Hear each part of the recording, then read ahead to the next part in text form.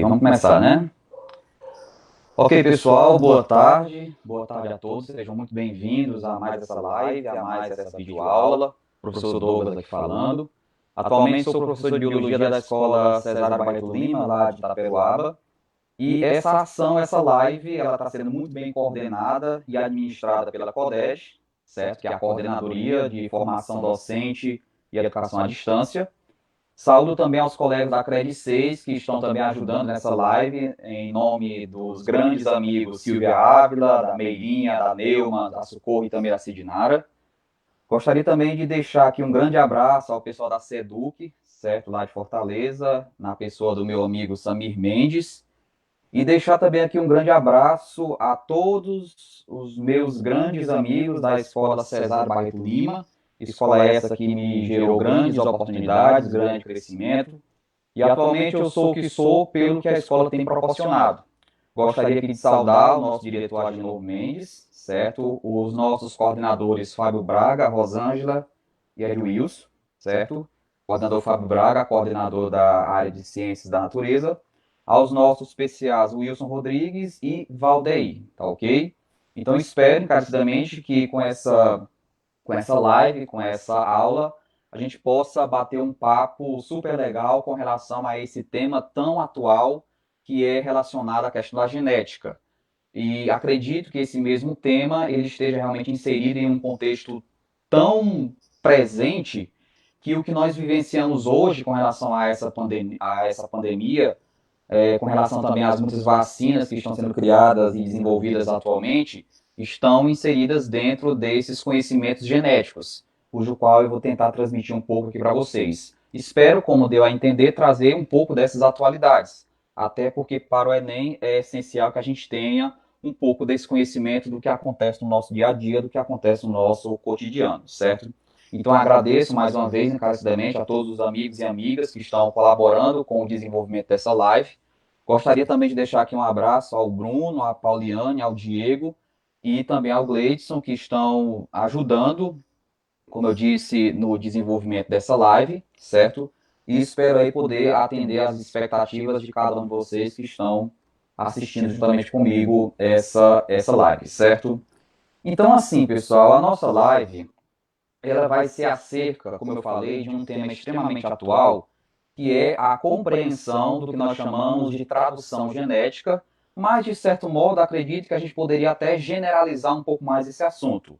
Porque se a gente for pensar realmente nesse aspecto de tradução dos genes presentes nas moléculas de DNA, por exemplo, da espécie humana, esse processo de tradução não é só ele que acontece. Existem outros processos, claro, que também acontecem, além da tradução.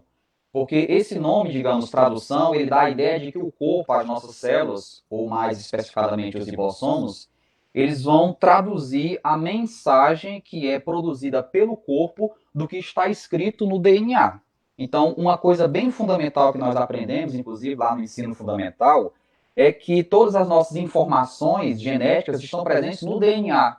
Podemos dizer que muitas características nossas hoje em dia são do jeito que são por causa dessas informações descritas no DNA.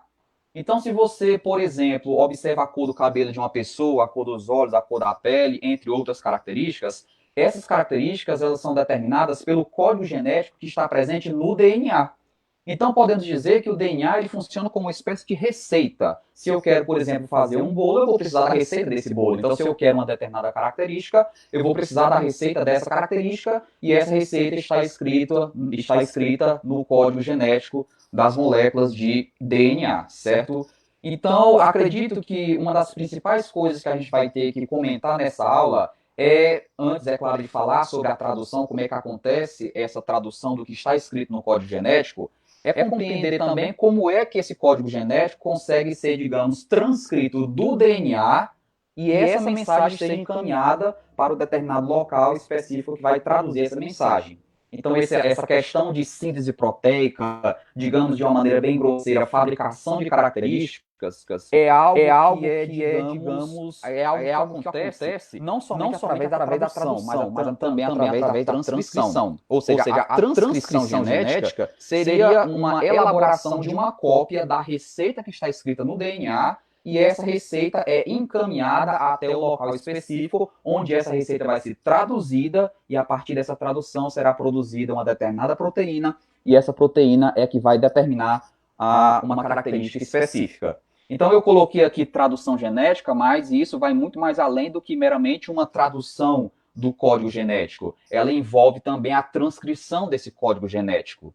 Então, quando a gente fala de síntese proteica, de fabricação de proteínas, de fabricação, a grosso modo, de características, essas características, essa fabricação dessas características, elas acontecem tanto pela tradução do código genético, como também pela transcrição ou cópia desse código genético. Resumindo, nós temos a receita, nós temos o DNA, certo? E essa receita, esse código genético, ele primeiro tem que ser transcrito, ele vai ter que ser copiado. A partir do momento que é gerada uma cópia, essa cópia vai ser enviada para os ribossomos, que vocês vão ver já já o que são e para que serve, e essa receita, ao chegar nos ribossomos, será traduzida, transformando-se assim em uma proteína. Então é como se fosse um carteiro e a mensagem do destinatário. A gente vai falar um pouquinho durante essa live, espero que fique bastante compreendido para cada um de nós. Então, nós vamos ir além da tradução genética, a gente vai entender um pouquinho também como é que acontece a transcrição genética, e ao final desse momento a gente vai conversar um pouco sobre um tema que já é recorrente do Enem, que já foi cobrado no Enem, que é a questão das alterações cromossômicas numéricas. A gente vai falar um pouquinho sobre síndrome de Down, síndrome de Turner, síndrome de Klinefelter, e entender por que é que essas síndromes são chamadas de alterações cromossômicas numéricas. Compreenda, existem alterações estruturais nos cromossomos, mas essas doenças, essas síndromes, elas acontecem por causa de um erro, digamos assim, na quantidade dos cromossomos. Muitas vezes, em vez de ser 46 cromossomos, que é o normal, alguma pessoa pode nascer com 47 ou 45, e essa alteração numérica também pode desenvolver uma síndrome. Então, por isso nós chamamos de alterações cromossômicas numéricas, ok? Então, o nosso objetivo, como eu deixei explicado, é compreender resumidamente. Infelizmente, não dá para a gente ir mais além do que isso, porque é um assunto que demanda tempo e a gente levaria praticamente boas horas conversando sobre esse assunto, e a gente vai ter que resumir muita coisa. Compreender resumidamente como se dá o processo de transcrição, ou seja, a cópia das informações que estão no DNA, e o envio dessa cópia para o seu devido local para que seja o quê? Traduzido. Transcrição e tradução das informações contidas nos genes do DNA. No caso, você tem o DNA e o DNA é formado por genes, e esses genes são esse código genético, são essa receita que vai ter que ser copiada e traduzida. Vamos entender também como é que se dá a formação dos cromossomos humanos, o que são e como acontece essa formação dos cromossomos humanos, e é justamente aí que entra a questão das alterações cromossômicas, e também as principais alterações cromossômicas numéricas existentes. Eu pretendo falar de mais algumas outras alterações, além dessas três que foram faladas anteriormente. Também aproveito o ensejo, claro, para pedir encarecidamente também que você se inscreva no meu canal do YouTube, Professor Douglas P. Lopes, certo? E também, se caso sobrar alguma dúvida, se caso tiver alguma dúvida, pode entrar em contato comigo pela minha conta do Instagram, certo? Tudo tranquilo? Beleza para todo mundo? Então dá uma respirada, dá uma aliviada, com certeza você está com a sua águazinha aí do lado, você está bem confortável. Vamos começar a nossa viagem, certo? Vamos começar de leve para não ficar muito cansativo e não acumular muita coisa de informação sobre esse assunto. Pessoal, não tem como a gente começar a falar de transcrição e tradução genética sobre síntese ou fabricação de proteínas, que é a característica da pessoa, sem antes lembrar de coisas fundamentais com relação ao estudo das células, ao estudo da citologia, que é o estudo das células dos organismos vivos. Uma das coisas mais fundamentais que nós aprendemos, senhoras e senhores, é que quando nós falamos de células, principalmente células humanas, a grande maioria das células humanas são constituídas por três partes: membrana plasmática, citoplasma e núcleo. Por que a maior parte? Porque, pessoal, tem algumas células que não tem núcleo. que é o caso, por exemplo, das hemácias. As hemácias do seu sangue, as responsáveis pela condução de oxigênio dos pulmões às demais partes do corpo, as hemácias sanguíneas, elas não têm núcleo. Então, por isso que eu disse que algumas não terão núcleo, mas a grande maioria vai ter, assim como também terão citoplasma e membrana plasmática. Então, assim, outra coisa também fundamental que nós aprendemos é que a membrana plasmática ela vai controlar a entrada e saída de substâncias dentro da célula. Então, essa membrana plasmática ela vai funcionar como uma espécie de porteiro. E esse porteiro controla a entrada e a saída de substâncias. É ele quem permite a entrada e também a saída de substâncias no interior ou para o exterior da célula. Essa membrana plasmática ela vai funcionar como um porteiro. O citoplasma, que é essa parte maior aqui celular, é onde nós vamos encontrar a maior parte dos constituintes celulares. E eu gostaria muito de chamar a atenção de vocês, e para você que vai fazer o Enem, principalmente, ao estudar citoplasma, é extremamente fundamental compreendermos que dentro do citoplasma nós encontramos as organelas, certo? Nós encontramos as organelas citoplasmáticas. Nós encontramos as organelas citoplasmáticas. Essas organelas, desculpa a letra, pessoal, estou escrevendo aqui através de uma caneta, a prática não é muito boa, mas espero que dê para entender. Essas organelas citoplasmáticas, pessoal, são nada mais, nada menos do que, digamos, o coração da célula. Todo tipo de processo, ou melhor, a maior parte dos processos que acontecem dentro do nosso corpo são processos que acontecem dentro da célula, no citoplasma. E quem desenvolve esses processos são as nossas organelas. Então, por exemplo, a fabricação de energia do corpo humano são as células que fabricam.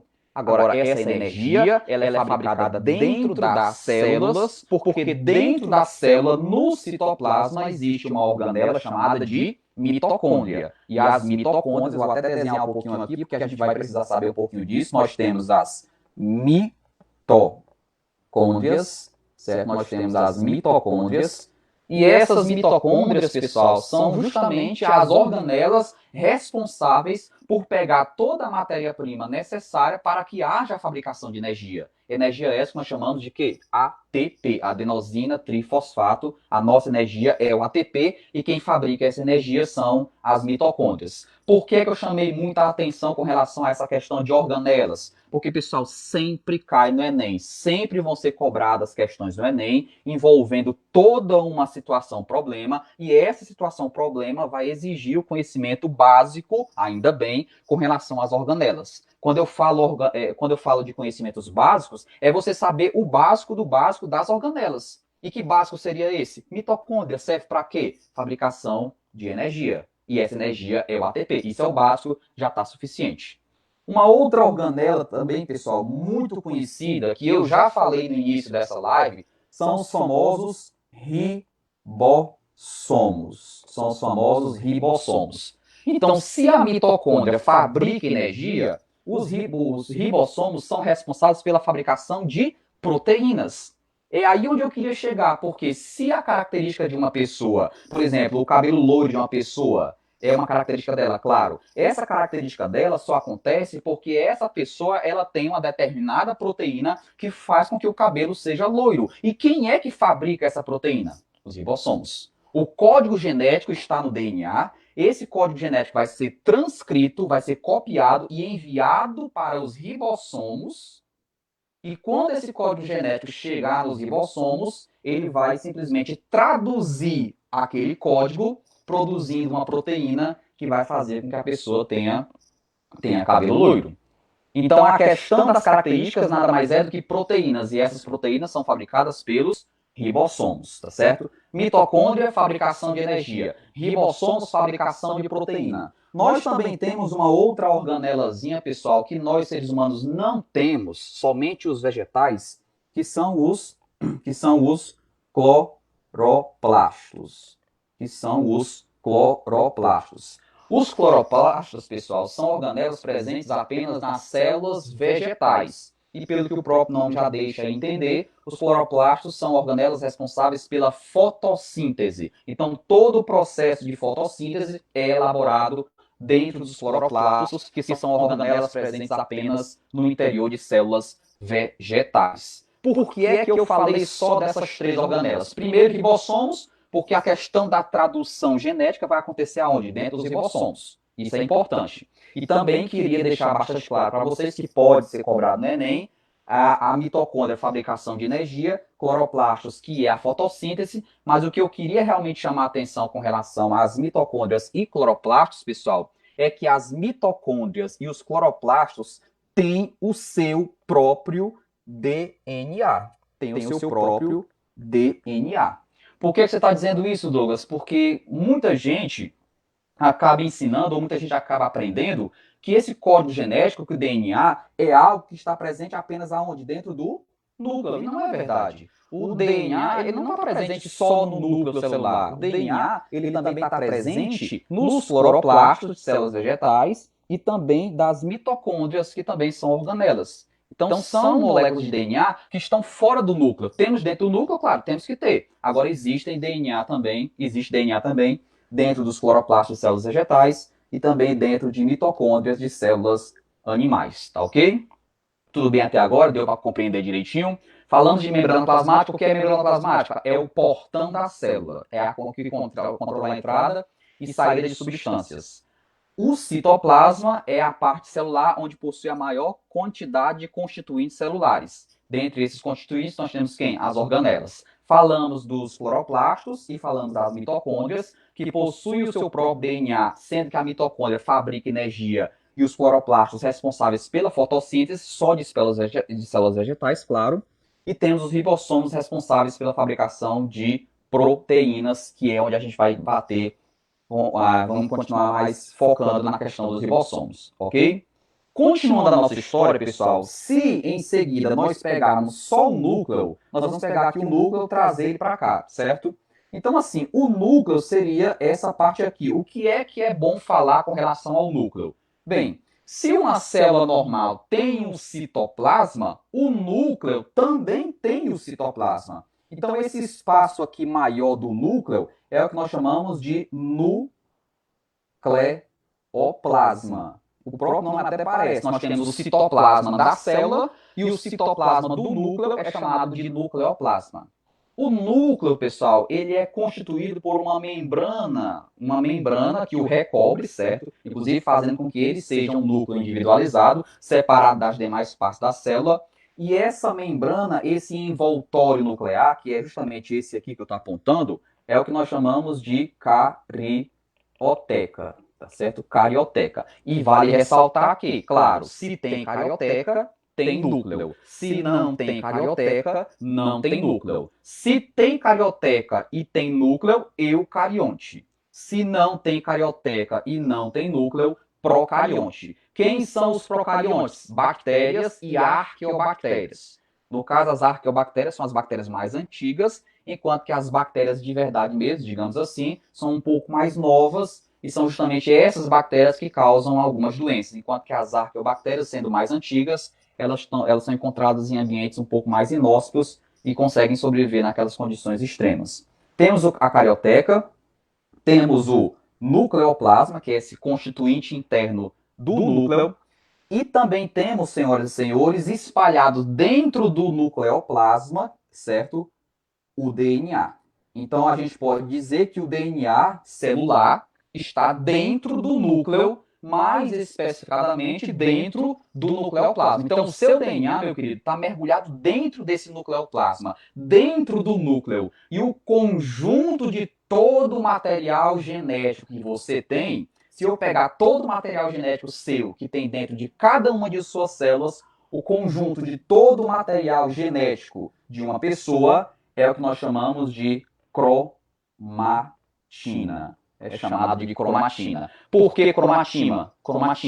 Porque se a gente realizar uma experiênciazinha bem básica no laboratório de ciências, onde a gente mergulha um pouco de azul de metileno, que é um reagentezinho, essas moléculas de DNA elas ficam coloridas. Então a gente dá esse nome de cromatina, porque são estruturas celulares que facilmente adquirem cores específicas, dependendo do reagente químico que você estiver utilizando. Então a gente chama de cromatina, mas a cromatina nada mais é do que o conjunto de todo o material genético presente dentro do organismo. E para finalizar, pessoal, ou melhor, meio, né, penúltimo no caso, a membrana acarioteca ela é formada por minúsculos poros, minúsculos buracos, e esses buracos que estão presentes na acarioteca é o que nós chamamos de poro nuclear, de poro nuclear. Por que que tem esses poros durante a carioteca? Porque esses poros, pessoal, é por onde vai passar tudo aquilo que é necessário até chegar nos ribossomos. Lembra disso? Lembra quando eu falei que os ribossomos, aqui ó, que os ribossomos, eles estão lá no citoplasma? Pois é. Então, você tem o DNA aqui dentro do núcleo. O DNA ele vai produzir uma mensagem. Essa mensagem ela tem que sair do núcleo e chegar até aonde? No ribossomo que está lá longe. Então, essa mensagem ela vai passar pelo poro, e vai passar pelo poro para o citoplasma até encontrar os ribossomos que estão lá no citoplasma, só esperando a mensagem chegar. Então, esses poros eles funcionam apenas como um caminho por onde a mensagem pode passar até chegar ao seu destinatário, ok? E para finalizar, de uma vez por todas, dentro do núcleo, nós encontramos essa estruturazinha aqui, bem menor, chamada de nucleolo. Chamada de eu corrigir aqui, é chamada de nucleolo, certo? O que seria esse nucleolo? Pessoal, o nucleolo, de uma maneira bem bruta, é exatamente o local onde nós vamos encontrar um outro tipo de ácido nucleico. Douglas, o que é ácido nucleico? Meu querido, DNA é ácido nucleico. O seu DNA é o seu ácido nucleico. Mas existe um outro ácido nucleico que você também tem, que é o chamado RNA. Então, nós temos dois tipos de ácidos nucleicos, o DNA e o RNA. Eu até coloquei aqui, ó. O RNA, galera, ele é encontrado aonde? No nucleolo, que é aquela partezinha aqui, ó, essa partezinha, você encontra RNA. Você vai encontrar também nas mitocôndrias, ok? Então, a mitocôndria, ela tem o seu próprio DNA, mas também tem o seu próprio RNA. Ele precisa desse RNA. Não dá para ter só DNA, tem que ter o RNA para ajudar na arrumação. Tem também nos cloroplastos, você vai encontrar também RNA no citosol, que é o citosol, pessoal. O citosol é a parte líquida do citoplasma. Lembra do citoplasma? Essa parte aqui, ó. Essa parte maior aqui celular, chamada de citoplasma, todas as estruturas que estão presentes no citoplasma estão mergulhadas lá dentro. Então, esse líquido, essa parte líquida que fica dentro do citoplasma, é o que nós chamamos de citosol. E por último, o RNA é encontrado também, claro, onde? Nos ribossomos, certo? Enquanto que o DNA, ele é encontrado, claro, no núcleo, no nucleolo, nas mitocôndrias e nos cloroplastos. Você não encontra DNA nos ribossomos. O ribossomo ele fabrica a proteína. A mensagem tem que chegar lá. E essa mensagem é o que, pessoal? O RNA. É por isso que nós dizemos, existem três tipos de RNA. O RNA mensageiro, que é a mensagem que vai para lá. Temos o RNA transportador e o RNA ribossomal. O RNA ribossomal, pessoal, é, digamos, o próprio ribossomo. Enquanto que o RNA transportador é quem vai levar para dentro dos ribossomos aquilo que é necessário para que seja feita a proteína. E o RNA mensageiro é a mensagem que precisa chegar para que o ribossomo consiga fazer a proteína que o corpo necessita. Ufa, né? Foi muita coisa. Espero que tenha dado para compreender, certo? Mas vamos continuar com mais algumas informações. A próxima informação, pessoal, diz respeito à estrutura da molécula de DNA. E com certeza você já deve ter ouvido falar que essa estrutura das moléculas de DNA, a estrutura, o desenho que você conhece, por exemplo, todo mundo ao olhar para uma imagem dessas, já deduz que nós estamos nos referindo a uma molécula de DNA. Mas esse desenho, pessoal, essa estrutura helicoidal formada por duas linhas, onde essas duas linhas se enrolam sobre si, essa estrutura molecular do DNA foi descoberta pelo cientista Francis Crick e James Watson. Só que teve mais gente envolvida na arrumação. Pessoas, cientistas como Maurício Wilkins e Rosalind Franklin. Por que eu estou falando isso? Porque existe uma curiosidade bem interessante com relação a esses personagens, porque a grande maioria dos livros hoje em dia só dá as honras ao Francis e ao James pela descoberta da molécula de DNA. Mas teve mais gente, como esses dois que eu acabei de falar logo no início. E o interessante, pessoal, é que pela descoberta dos 4 amigos, todos os 4, ou melhor, dos 4, 3 ganharam o Prêmio Nobel de Medicina e Fisiologia. Dos 3 aqui, só quem não ganhou foi a Rosalind Franklin, que ela, se eu não me engano, morreu há, se eu não me engano, 4 anos ou 4 meses antes dos colegas estarem recebendo oficialmente o Prêmio Nobel. E como o Prêmio Nobel ele só é dado para pessoas em vida, a nossa amiga Rosalind Franklin, que morreu de câncer, se eu não me engano, câncer de útero, ela não recebeu o seu tão sonhado Prêmio Nobel. Então a gente tem aqui, galera, a estrutura da molécula de DNA, e essa molécula de DNA ela é formada por milhares de genes. Nós temos aqui nessa molécula milhares e milhares de genes, todos eles ordenados de maneira bem específica, e o ordenamento desses genes é justamente a mensagem que o corpo precisa para que seja feita uma determinada característica. Para ficar melhor entendido sobre isso aqui, vamos mudar um pouco do assunto e falar sobre os constituintes da molécula de DNA. Essa molécula de DNA, pessoal, ela é formada por milhares de nucleotídeos. Bem, o que é nucleotídeo? Pessoal, nucleotídeo é como se fosse essa partezinha aqui, ó. Se eu pegar apenas essa parte e vou trazer para cá, ó, isso aqui, pessoal, é um nucleotídeo. Um nucleotídeo seria como se fosse isso aqui, ó, onde a gente percebe que o nucleotídeo é formado por 3 coisas. Nucleotídeo, cuidado, nucleotídeo. Ele é formado por 3 coisas. Ele é formado por uma base nitrogenada, que fica aqui bem na ponta, certo? Ele é formado por uma pentose. A pentose, no caso, seria um açúcar formado por 5 carbonos. Existem 2 tipos de pentose. Existe a ribose, um açúcar chamado de ribose, e existe um açúcar chamado de desoxirribose. Douglas, é por causa disso que o DNA ele é chamado de ácido desoxirribonucleico? Exatamente, meu querido. O DNA ele é chamado de ácido desoxirribonucleico, primeiro porque é uma estrutura que é encontrada no núcleo, é uma estrutura que tem um açúcar chamado de desoxirribose, por isso que é chamado de desoxirribonucleico, e ele é chamado de ácido porque a terceira parte do nucleotídeo é um grupo fosfato, ou também conhecido como ácido fosfórico. Agora você entende por que é chamado de ácido desoxirribonucleico. Ácido porque tem ácido fosfórico. Nucleico porque é no núcleo. E desoxirribó porque tem nele um açúcar chamado de desoxirribose. O RNA, pessoal, ele é chamado de ácido ribonucleico. Ácido porque tem um ácido nucleico. Ribó porque tem um açúcar chamado de ribose. E nucleico porque é também encontrado aonde? Dentro do núcleo.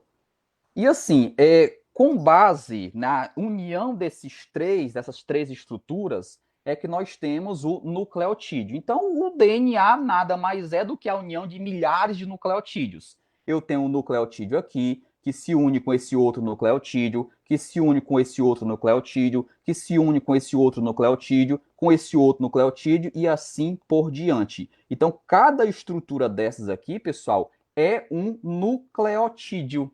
E esse nucleotídeo, formado por essas 3 estruturas, ácido, pentose e base nitrogenada, é o que vai constituir toda a molécula de DNA.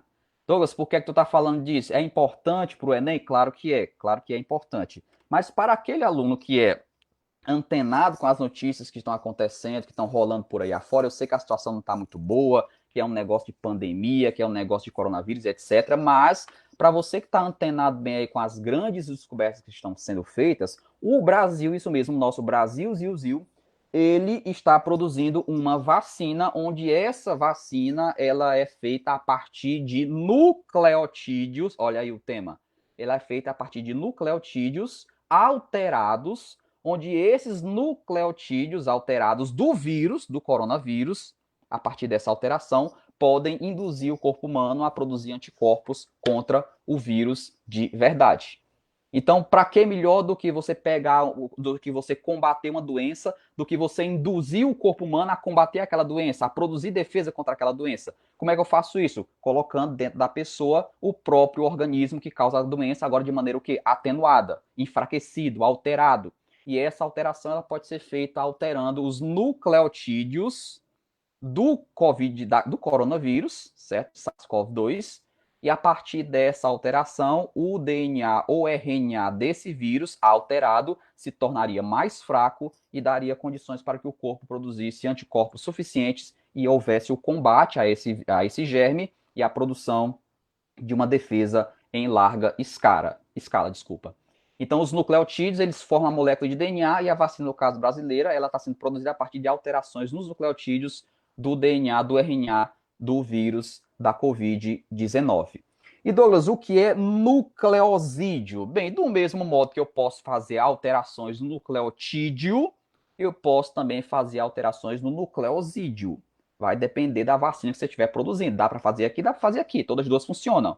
Enquanto que o nucleotídeo é a união de três coisas, bases nitrogenadas, ácido nucleico, ácido fosfórico e açúcar, no caso a pentose, o nucleosídeo é a união das bases nitrogenadas, que a gente vai ver já já que bases são essas, e também das pentoses. Então, três formariam os nucleotídeos, só dois formariam os nucleosídeos. Mas aí você me pergunta, Douglas, qual é o mais importante de todos eles? Onde é que está escrito o código genético?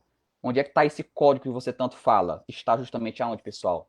Nas bases nitrogenadas. Dependendo da ordem das bases nitrogenadas, dependendo dessa ordem, uma determinada ordem pode gerar um comando, e essa ordem ou comando é que vai tornar propício, possível, a produção de uma proteína.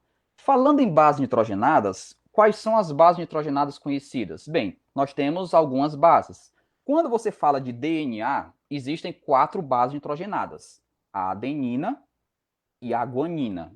No caso, a adenina e guanina são consideradas como bases púricas, enquanto que as outras bases, a timina e a citosina, são consideradas bases pirimídicas: adenina, timina, guanina, citosina. Essas 4, galera, são as bases de quem? Do DNA, certo? A adenina só se liga com a timina. Inclusive, um saudoso professor meu lá do ensino médio, ele já chegou a nos ensinar que, para você lembrar que a adenina se liga com a timina, é só lembrar do Agnaldo Timóteo. Agnaldo Timóteo. Adenina se liga com a timina, guanina se liga com a citosina. E para lembrar, lembre da Gal Costa. Gal Costa. Adenina com timina, guanina com citosina, certo? Você vai perceber já já como é que dá essa ligação, certo? Agora, quando eu falo de RNA, pessoal, também tem 4 bases. Nós temos a adenina, que também tinha no DNA, temos a guanina, que também tinha no DNA, temos a citosina, que também tinha no DNA, mas o RNA, ele não tem timina, ele tem o quê? Uracila, certo? 4 bases da DNA: adenina, timina, guanina e citosina. No RNA, adenina, guanina, uracila e citosina. Douglas, e como é que tá? Eu ainda não consegui entender como é que tá essa ordem que você tanto fala. Se o código genético é justamente a ordem dessas bases, quem é que vem primeiro, segundo, terceiro, quarto, quinto, sexto, décimo, como é que se dá essa ordem no código, no DNA? Bem, tá meio riscado aqui, mas eu acho que dá para a gente cobrir um pouco aqui. Vamos lá. Vamos supor, pessoal, que esse gene aqui, ó, certo? Que essa base nitrogenada aqui vermelha seja uma adenina. Então nós temos aqui uma adenina. Lembra quando eu disse que a adenina só se liga com a timina? Pois é, então essa adenina aqui, certo? Essa adenina aqui, ela vai se ligar com quem do outro lado? Com a timina. Então nós temos aqui a timina do outro lado. A próxima base nitrogenada pode ser quem? Vamos supor que essa base nitrogenada bem aqui, ó, seja uma guanina. Então nós temos aqui uma guanina. E a guanina só se liga com quem? Com a citosina. Então você vai perceber, pessoal, que toda molécula de DNA, ela nada mais é do que a formação de várias bases nitrogenadas, umas ligadas às outras, do começo ao fim. Já imaginou na quantidade de bases nitrogenadas que tem no decorrer de toda a molécula de DNA? São milhares de bases. E é justamente essas milhares de bases, a ordem dessas bases é que vai determinar uma característica específica.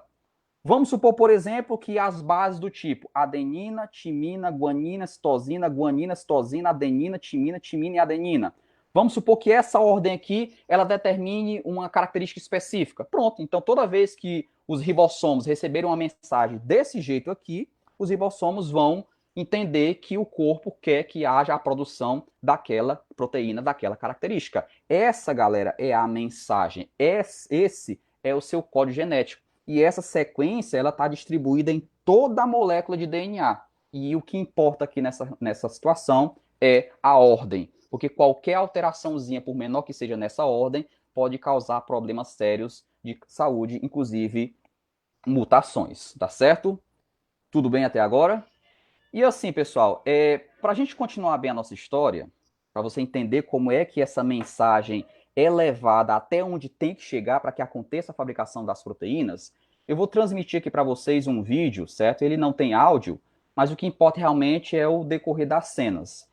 E esse vídeo ele vai servir para mostrar para a gente como é que acontece a cópia e a tradução da mensagem, certo? E a gente vai atrelar esse conhecimento à questão do câncer, porque você vai perceber que uma coisa tem a ver com a outra, com certeza. Então, olha só. O que é que nós temos aqui? Algumas informações bem básicas. O corpo humano ele tem mais de 10 trilhões de células, e dentro de cada célula nós encontramos quem? Dentro da nossa célula nós encontramos o núcleo. Nós temos aí o núcleo. E dentro do núcleo nós encontramos os cromossomos, que é o que a gente vai falar já já. E os cromossomos são quem? São as moléculas de DNA. Tá vendo essa partezinha amarela aí? Essa partezinha amarela, pessoal, é um gene. O que vai acontecer é que o corpo ele vai produzir uma enzima chamada de RNA polimerase, e essa enzima vai ler o que está escrito no DNA e vai produzir o quê? O RNA mensageiro. E esse RNA mensageiro ele vai ser enviado para os ribossomos, que são as organelas que eu falei agora há pouco, e ele vai produzir uma determinada proteína. No caso aí, pessoal, essa proteína ela vai causar a morte celular. A célula precisa morrer para que outra possa se desenvolver. A proteína chega na célula, ela já está na célula, dá o recado e a célula morre. Mas no caso, por exemplo, de uma célula tumoral, o que é que vai acontecer? É uma célula basicamente normal.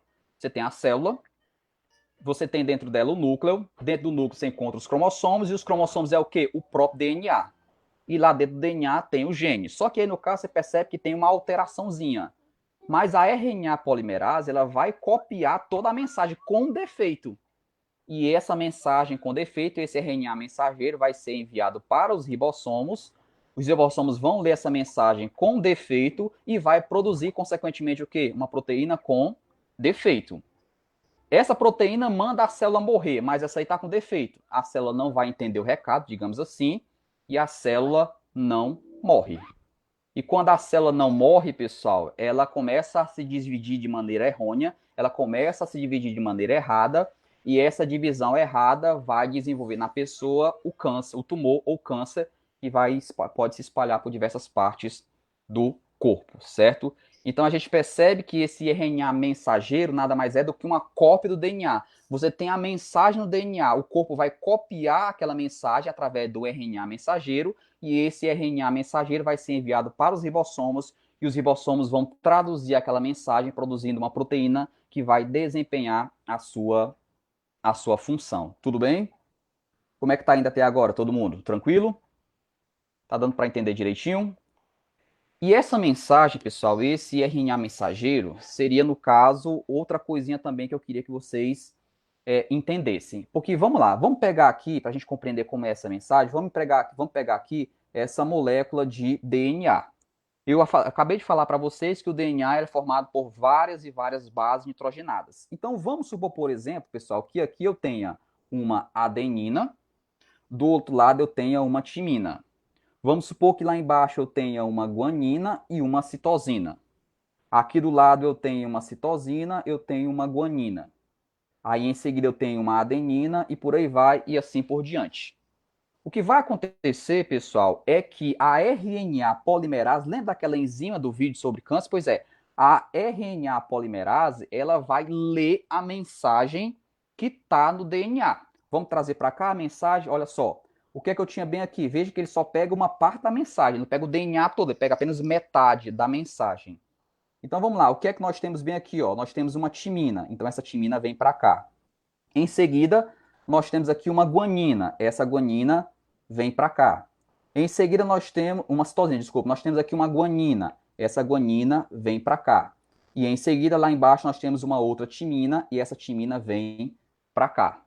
Quando a RNA polimerase, quando a RNA polimerase, ela for ler a mensagem, quando ela for ler a mensagem que está lá escrita, o que é que ela vai fazer? Ao ler, ela vai produzir a mensagem, e essa mensagem aqui é o RNA mensageiro, certo? Como é que vai ser essa mensagem? Vocês estão vendo bem aqui, ó? Nós temos que uma timina.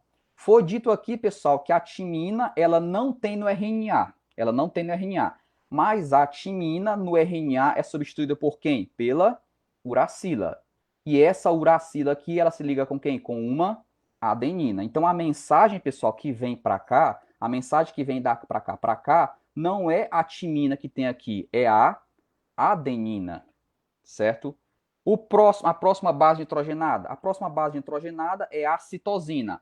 A citosina, ela se liga com quem? Com a guanina. Então, na mensagem, quem é que vai vir? A guanina. A próxima base seria quem? A guanina. Quem é que se liga com a guanina? A citosina. Então, na mensagem, quem é que vai? A citosina.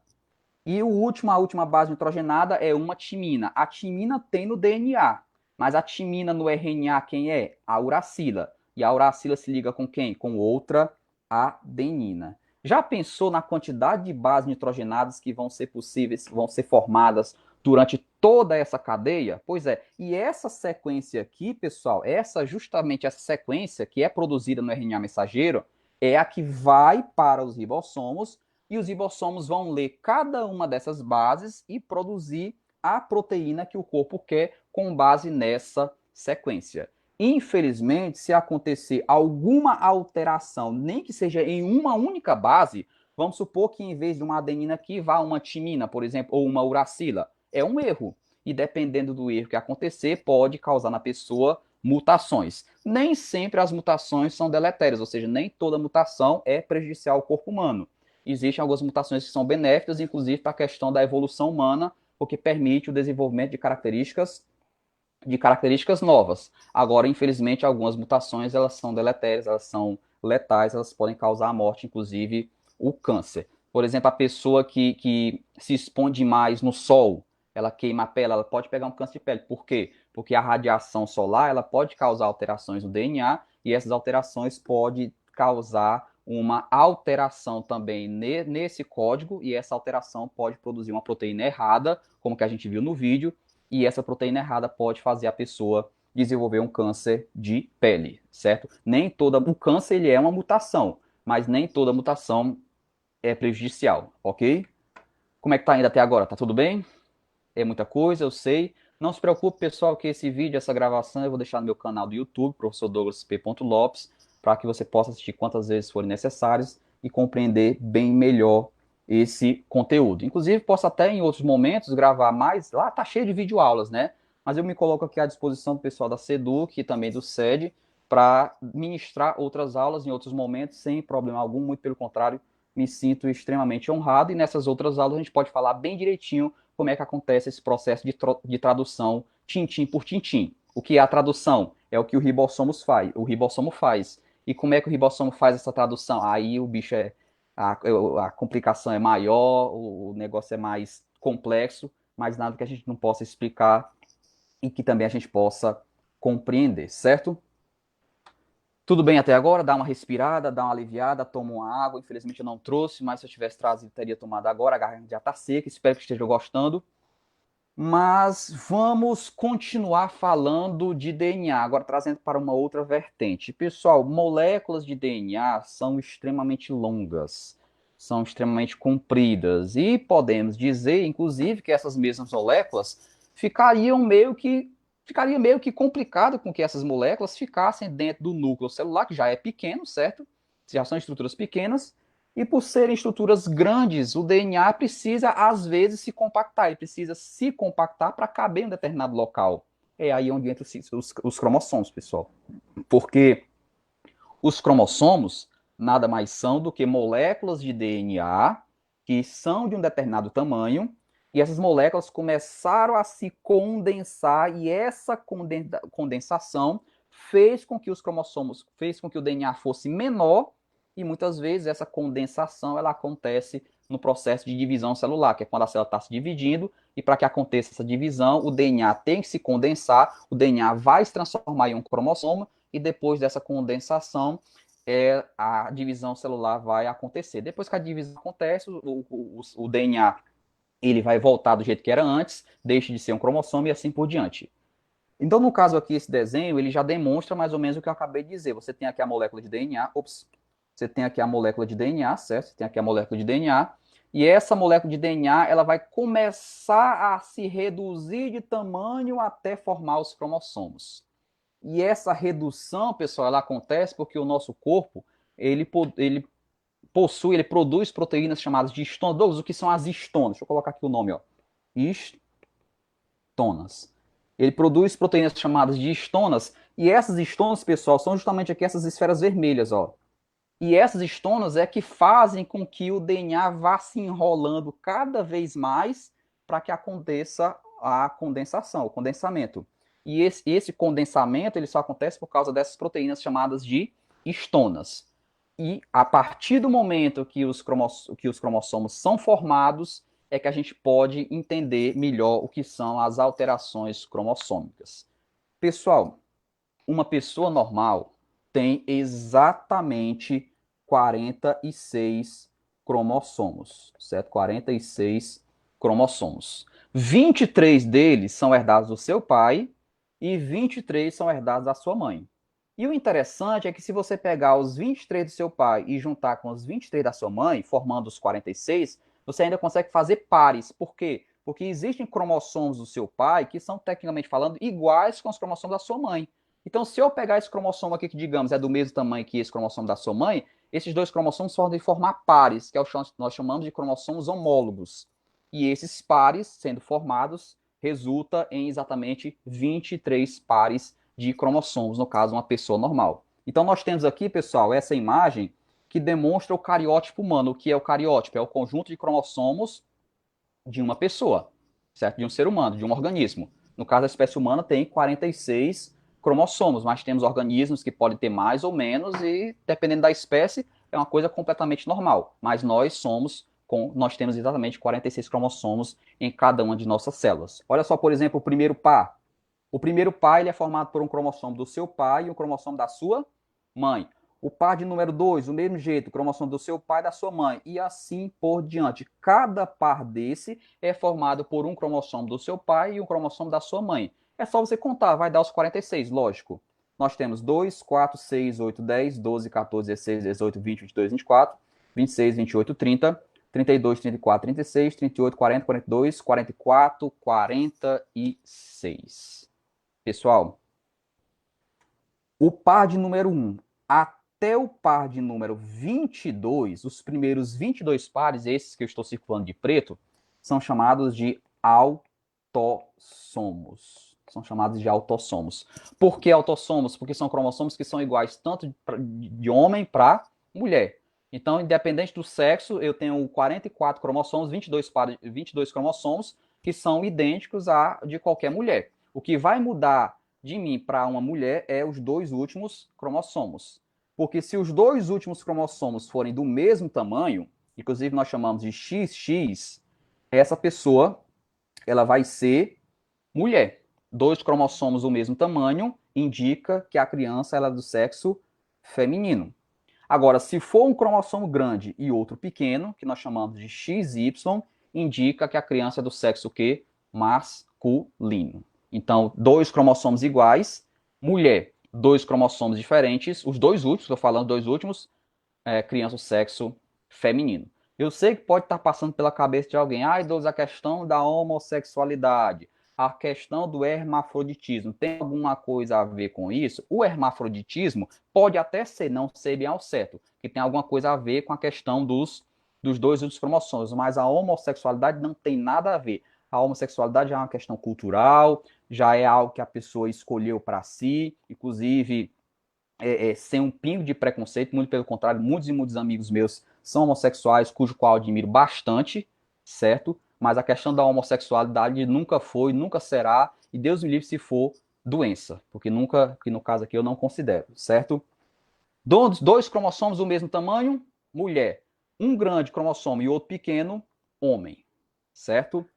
Mas e se por acaso, né, a pergunta que eu faço a vocês que estão assistindo, mas se por acaso a gente analisar esse cariótipo aqui, vou dar aí 10 segundos para você olhar para esse cariótipo e me dizer onde é que está o erro. Se tem, é claro. Vai lá. Exatamente, não passou nem 10 segundos. Vamos lá. Exatamente, pessoal. O defeito tá bem aqui, ó. O defeito tá bem aqui, no par de número o quê? 21. Lembra quando eu falei que tem que ser formado pares, um do pai ou da mãe e assim por diante? Pois é. Nesse caso aqui, no par de número 21, nós não temos um par, nós temos um trio. Inclusive, nós chamamos essa doença de trissomia, porque justamente tem a presença de três cromossomos no par de número 21. E essa doença, pessoal, é a que a gente conhece como síndrome de Down. E a síndrome de Down, ela pode acontecer tanto em crianças do sexo masculino, como crianças do sexo feminino, certo? Agora, assim, essa doença chamada de trissomia do par 21 ou síndrome de Down, inclusive, vale ressaltar que o Dia Internacional da Síndrome de Down é no dia 21 de março, e você já sabe por quê, né? 21 porque a alteração está no par de número 21, e 03, que é o mês de março, 03 porque tem a presença de três cromossomos no par de número 21. Isso aqui, pessoal, essa doença, ela é uma alteração cromossômica, porque houve uma alteração nos cromossomos, e esse cromossomo a mais fez que a pessoa que, em vez de ter 46, vai ter 47, desenvolva a síndrome de Down. Alteração cromossômica numérica. Numérica porque, como eu disse, o problema está na quantidade, certo? E assim, os principais sintomas que a gente já conhece da síndrome de Down, inclusive a saúdo aos nossos colegas que têm síndrome de Down, admiro bastante, são pessoas bastante sorridentes, eu fico muito contente com essa alegria que eles demonstram, mas a síndrome de Down, ela desenvolve vários sintomas. O primeiro deles, a questão dos olhos puxadinhos, né, parece olhinho de chinês, de japonês, os olhos puxados, a língua obtusa, geralmente a língua, ela geralmente fica do lado de fora da boca. Temos também a presença de apenas uma linha na mão. Nós, por exemplo, nós temos um M, né, desenhado, algumas pessoas têm um M desenhado na mão, enquanto tem síndrome de Down tem apenas uma única linha. Que mais? Pessoas que têm síndrome de Down desenvolvem problemas cardíacos, o que faz com que, infelizmente, a grande maioria nem chegue a passar dos 20, 21 anos de idade. Os dedos são pequenos, os dedos da mão são pequenos, certo? Dentre outros problemas. Inclusive, a fonte dele é oblíqua, arredondada, caracterizando a síndrome de Down, certo? Próxima doença, encontre para mim aí o erro, beleza? 10 segundos, 1, 2, 3, 4, acabou-se. Vamos lá, desculpa. Pessoal, nessa doença aqui, chamada de síndrome de Turner,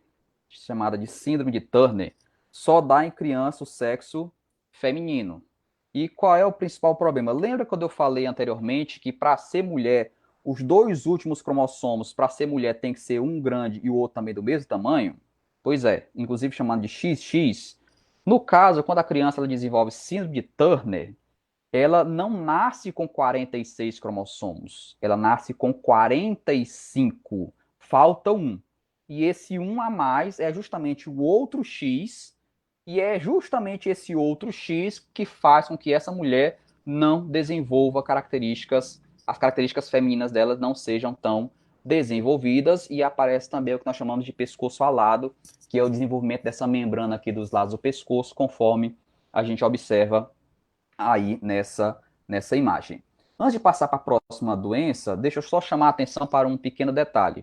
Não vá se iludir que no Enem eles vão colocar o cariótipo do jeito que está aqui nessa imagem, não, porque eles não colocam. Inclusive, a questão que caiu no Enem sobre esse assunto foi sobre uma síndrome chamada de síndrome de Edwards, que eu vou colocar já já para a gente falar um pouquinho sobre ela. E o que eles vão colocar lá no Enem não é o desenho do cariótipo. O que eles vão colocar no Enem, pessoal, é o cariótipo colocado, digamos assim, por extenso. Porque vamos lá. Uma pessoa normal tem quantos cromossomos? 46. Se for mulher, 46, XX. No caso, XX são os dois cromossomos que são do mesmo tamanho, caracterizando a criança do sexo feminino. Se for homem normal, vai ser o quê? 46XY. Aqui seria uma pessoa o quê? Normal. Mas no caso, a pessoa que tem síndrome de Down, como é que ficaria? A pessoa tem 46 cromossomos? Não, tem um a mais. Então é quanto? 47. Então, quem tem síndrome de Down, se for homem, vai ser como? 47. No caso, vamos começar por mulher. Se for mulher, 47. XX, que é mulher. E esse cromossomo a mais, ele aparece em qual par? No par de número 21. Então vai ser 47,XX mais 21. Porque no caso, a alteração, esse 1 a mais, aparece aonde? No par de número 21. Se for homem, mesmo jeito, vai ser 47 XY, porque é homem, mais 21. E como é que ficaria agora na síndrome de Turner, que a gente acabou de falar? A pessoa tem 46? Não, tem 45. Então vai ficar 45, vírgula, só dá em mulheres, então é para ser XX, exato? Pois é, então é para ser XX, mas falta um X, então vai ser 45,X0. E o zero indica justamente o cromossomo que tá faltando. Tudo bem? Tá dando para entender direitinho todo mundo? Agora, essa outra doença aqui, essa outra doença, será que está sobrando ou está faltando? Você vai perceber que nesse caso aqui, essa doença está sobrando. Em vez de ter 46, a pessoa tem quanto? 47. Ah, e só, caso eu não tenha falado anteriormente, a síndrome de antes é a síndrome de Turner. Essa aqui é a síndrome de Klinefelter, que só dá em criança do sexo masculino. As crianças do sexo masculino que desenvolvem síndrome de Klinefelter, pessoal, elas têm 47 cromossomos, ok? Só dá em homem, então é para ser XY, só que aparece um a mais. E esse um a mais aparece justamente nos cromossomos do final, que inclusive esses dois últimos cromossomos é o que nós chamamos de cromossomos sexuais. Esses dois últimos cromossomos são chamados cromossomos sexuais, o que diferem de homem para mulher, e aqueles onde são iguais de homem para mulher são chamados autossomos, como eu falei anteriormente. Só que assim, no caso, o homem que tem síndrome de Klinefelter vai aparecer outro X a mais. Ou seja, o cromossomo a mais que aparece é no par de número 20 e no par de número 23. Então, o homem que tem síndrome de Klinefelter vai ter 47 cromossomos, certo? Vai ser XY, porque é homem, mas vai aparecer um X a mais de intrometido.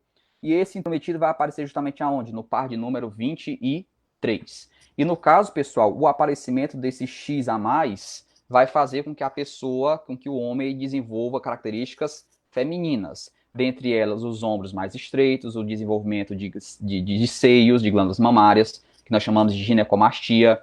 Os órgãos genitais vão ser pouco desenvolvidos, infelizmente é estéril. A, a, os quadris são mais largos, dentre outras características típicas de mulheres, tá certo? Falamos a síndrome de Down, falamos a síndrome de Turner, falamos a síndrome de Klinefelter. Galera aí do SED, da SEDUC, etc., se eu estiver passando do tempo, pelo amor de Deus, me avise aqui pelo WhatsApp, porque se deixava até onde der, até meia-noite. O que caiu no Enem, pessoal, foi essa doença aqui, ok? O que caiu no Enem foi essa doença, foi a conhecida síndrome de Edwards, tá certo? Na síndrome de Edwards, o que é que a gente observa? A pessoa, ela nasce com 47 cromossomos, e a síndrome de Edwards, ela dá tanto em homem como em mulheres. Mas lembra quando eu falei lá na síndrome de Down que aparece um a mais no par de número 21? Pois é, na síndrome de Edwards aparece no par de número o quê? 18. Então a pessoa tem 47 cromossomos. Se for mulher, vai ser XX. E esse um a mais vai aparecer no par de número 18. Procure aí nas questões do Enem, eu não lembro bem o ano, mas procure aí no Enem, nas questões do Enem, que tem uma questão que fala sobre essa doença, e em vez de trazer o cariótipo, que é isso aqui, todo desenhado lá bonitinho, ele trouxe justamente o quê? Isso aqui, 47,xx mais 18, indicando que é a síndrome de Edwards. Dentre os sintomas dessa doença, nós temos o atraso mental, típico na grande maioria das síndromes, das alterações cromossômicas, o atraso no crescimento, o crânio excessivamente alongado, né, esticado, a boca é pequena, o pescoço ele é mais curto, os genitais externos são anômalos, pouco desenvolvidos, e o dedo indicador da mão é maior do que os outros. No caso aqui, o nosso dedo indicador ele é menor do que esse e assim por diante, né? Ó. Nós temos aqui essa fisionomia. No caso, quem tem síndrome de Edwards, os dedos são assim, ó. esse é maior e vai descendo como se fosse uma escadinha, certo? A próxima doença seria a síndrome de Pathan. Na síndrome de Pathan, pessoal, o problema já não acontece mais nem no 21 e nem no 18. Acontece no par de número o quê? No par de número 13. Tanto dá em homens como em mulheres. Então, o genótipo seria como? 47, certo? Se for mulher, XX, e a alteração é no par de número 13, mais 13. E nesse caso, os sintomas típicos são malformações no sistema nervoso central, um retardo mental acentuado, infelizmente, uma má formação no coração, que é uma característica muito comum na grande maioria das síndromes. A fonte, a cabeça da criança, ela é oblíqua. Existe o lábio leporino ou fenda labial, que é justamente o que a gente percebe aqui, certo? Mas não se engane, só porque tem a fenda labial ele tem essa síndrome. Não, não é assim não. A fenda labial ela pode acontecer em muitos casos, mas que não tem nada a ver com essa alteração aqui, certo? A alteração, infelizmente, essa fenda é um sintoma da síndrome, mas ela pode aparecer em outras situações, o que não indica que a pessoa tem a síndrome de Pathan. Os olhos são pequenos e afastados, as orelhas são baixas e ele desenvolve polidactilia. A polidactilia, pessoal, é o desenvolvimento de 6 dedos nas mãos ou nos pés, certo? Polidactilia, dactilia dedos, poli, vários dedos. Na próxima e penúltima doença, nós temos a síndrome do poli-X, também conhecida como síndrome da supermulher, da Mulher Maravilha. Mas não é a Mulher Maravilha dos os Vingadores, agora eu assassinei a Marvel, da DC. No caso aqui, a síndrome do poli-X, pessoal, acontece porque nesse caso a mulher, em vez de desenvolver os, os 2X típicos dela, aparecem 3X. E nesse caso, o aparecimento desses 3X faz com que ela desenvolva deformidade física, estatura alta, músculos flácidos, sopro no coração, atraso de fala de uma criança e atraso no desenvolvimento ou dificuldade de aprendizagem. São sintomas típicos da síndrome, mas não é só porque alguém tem, por exemplo, um atraso no crescimento, uma deformidade física, que vai se dizer que ela tem essa síndrome. Pode ser, pode não ser, depende dos casos.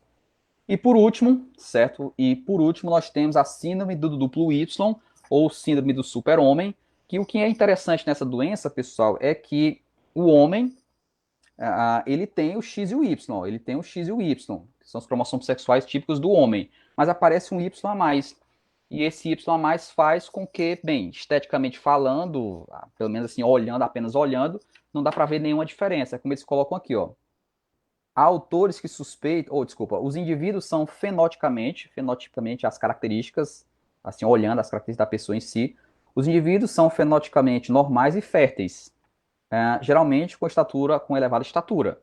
Agora, há autores que suspeitam que esse quadro esteja associado com o aumento da agressividade e tendência à criminalidade, tá certo? Então a gente pode perceber aí que no caso é uma síndrome que, olhando mesmo assim, não dá para ver nenhuma diferença não, mas alguns atores atrelam a questão da criminalidade, da agressividade, ao aparecimento de mais esse X, de mais esse Y de intrometido, tá certo? Pessoal, a gente vai ficando por aqui, certo? Eu espero ter contribuído com o aprendizado de vocês. Espero realmente ter transmitido de maneira clara e objetiva as informações. Como eu falei, essa videoaula está sendo gravada e eu vou colocar no meu canal do YouTube, professor Douglas P. Lopes. E eu espero, como eu disse, poder realmente ter ajudado. Me deixa muito alegre, muito satisfeito saber que muitos alunos gostam da minha maneira de lecionar e também, principalmente, aprendem alguma informação, tá certo? Então, abraços a todos. Eu vou dar uma olhada aqui, pedir ajuda à galera do SED e lá da SEDUC. Se por acaso tiver alguma pergunta, alguma dúvida, eles podem me repassar aqui via WhatsApp, que eu resolvo, que eu respondo aqui tranquilamente, tá certo? Então vamos lá, deixa eu verificar aqui.